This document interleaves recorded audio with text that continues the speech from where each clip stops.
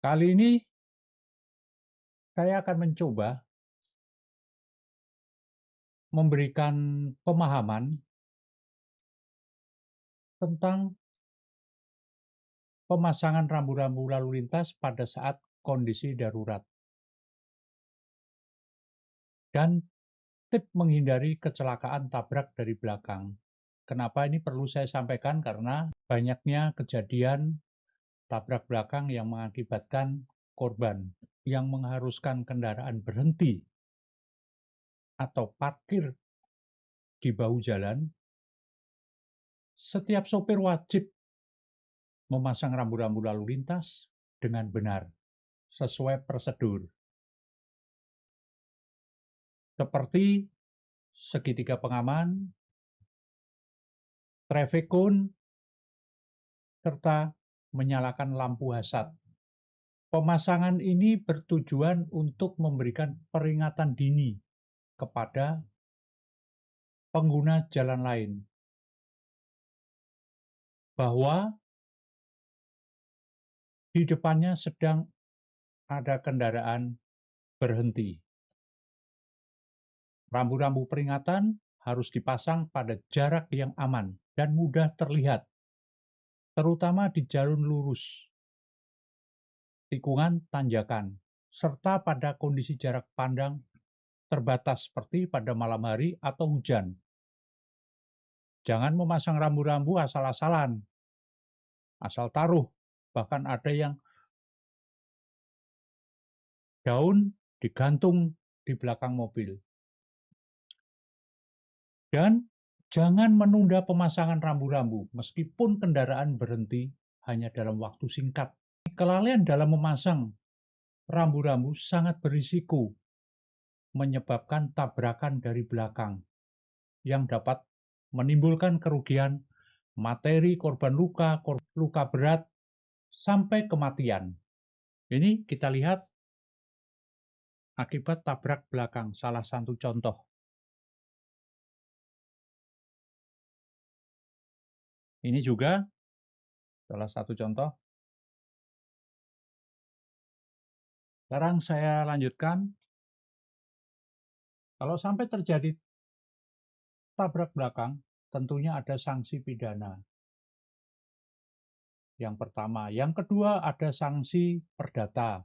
Yang ketiga, ada sanksi moral. Sekarang sanksi pidana. Berdasarkan Undang-Undang Nomor 22 Tahun 2009 tentang lalu lintas jalan dan angkutan jalan, terdapat pasal 121 ayat 1, yaitu yang berbunyi pengemudi yang berhenti atau parkir dalam keadaan darurat wajib, saya ulangi, wajib memasang tanda peringatan. Yang berikut pasal 278 yang berbunyi pelanggaran kewajiban tersebut dapat dikenakan kurungan paling lama 1 bulan, denda paling banyak 250.000. Ini apabila tidak memasang. Lalu bagaimana apabila mengakibatkan korban? Telah diatur dalam pasal 310, yaitu luka ringan mengakibatkan penjara paling lama 1 tahun atau denda 2 juta rupiah. Dan apabila luka berat, dapat dipenjara paling lama 5 tahun atau denda 10 juta rupiah. Lalu bagaimana mengakibatkan kematian? Ya tentunya hukumannya akan lebih berat, yaitu paling lama 6 tahun atau denda 12 juta rupiah. Lalu tadi saya katakan sanksi perdata. Sanksi perdata tanggung jawab ganti rugi. Selain sanksi pidana, pengemudi juga dapat dikenakan sanksi perdata, yaitu tuntutan ganti rugi dari korban atau keluarga korban, atau boleh dikatakan merupakan perbuatan melawan hukum.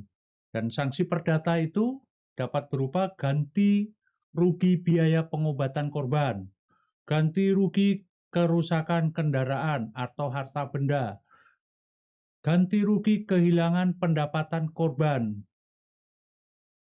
Artinya, apabila korban itu setiap bulannya mempunyai pendapatan 5 juta, berapa bulan dia tidak punya pendapatan, berapa tahun dia tidak dapatkan pendapatan karena luka, bahkan meninggal, itu bisa dibebankan kepada pengemudi yang mengakibatkan terjadinya kecelakaan. Dan santunan kematian kepada ahli waris apabila korban meninggal dunia. Tanggung jawab perdata ini berlaku meskipun pengemudi sudah dipidana. Artinya sudah diputuskan pidana, tetap bisa digugat secara perdata apabila korban menuntut. Yang tentunya nilai dapat jauh lebih besar karena ditentukan melalui kesepakatan atau keputusan pengadilan. Yang ketiga, sanksi moral dan sanksi sosial. Selain sanksi hukum, terdapat sanksi moral yang dampaknya seringkali lebih berat dan berkepanjangan. Di antaranya, rasa bersalah dan beban psikologis akibat menciderai atau menyebabkan kematian orang lain. Kehilangan kepercayaan, akibatnya orang tidak akan percaya lagi untuk memberi pekerjaan. Dan citra buruk atau stigma sosial terhadap pengemudi dan keluarga. Lalu ditambah lagi sanksi internal perusahaan, seperti teguran keras sampai pemutusan hubungan kerja. Lalu sekarang saya memberikan tip agar terhindar dari risiko tabrak dari belakang, yaitu tentunya mengikuti, mematuhi ketentuan undang-undang lalu lintas. Nah, ini yang di atas, ya, yang di atas ini itu adalah apabila kita mengalami kerusakan di jalan satu jalur atau one way traffic. Cara masang rambu-rambunya berjarak minimal 20 meter belakang mobil atau ekor mobil. Ditambah lagi segitiga pengaman. Lampu hazard itu wajib nyala. Begitu juga apabila berhenti di sebelah kanan jalan. Pemasangannya sama, rambu-rambunya jaraknya 20 meter secara bertahap dipasang rambu-rambu. Lalu di bawahnya yang ini itu trouble di jalan yang dua arah. Apabila kita di sebelah kiri, karena ini pemasangannya sama. Karena ini dua arah, tapi di gambar ini tidak saya buat,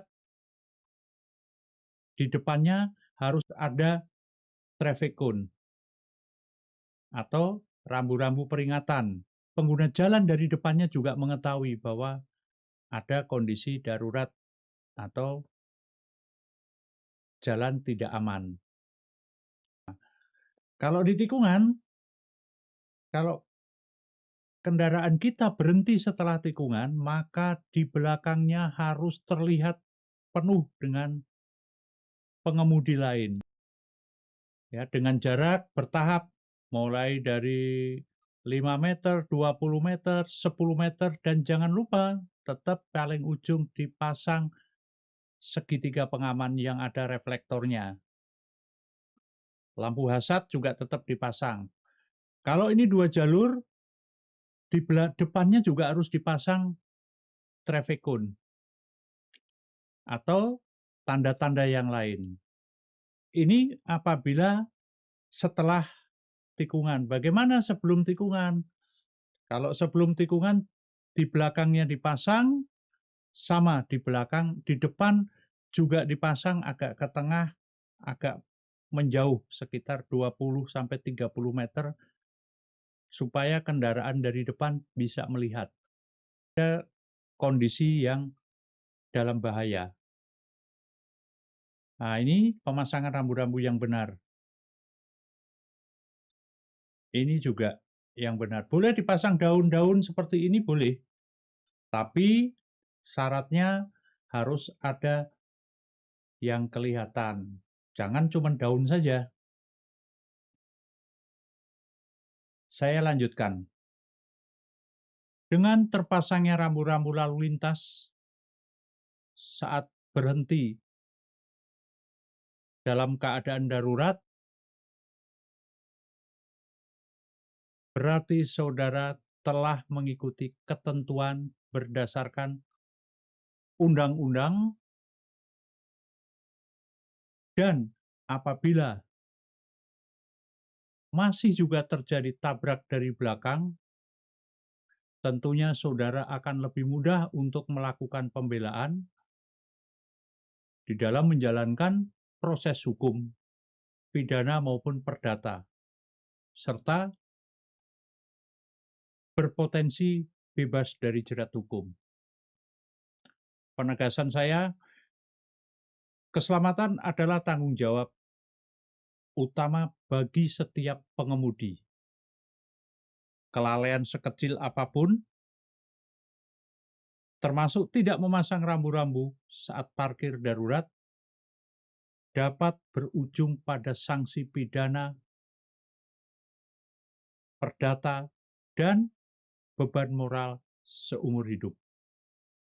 Oleh karena itu, patuhilah prosedur keselamatan dan utamakan keselamatan untuk semua pengguna jalan. Sekian, terima kasih.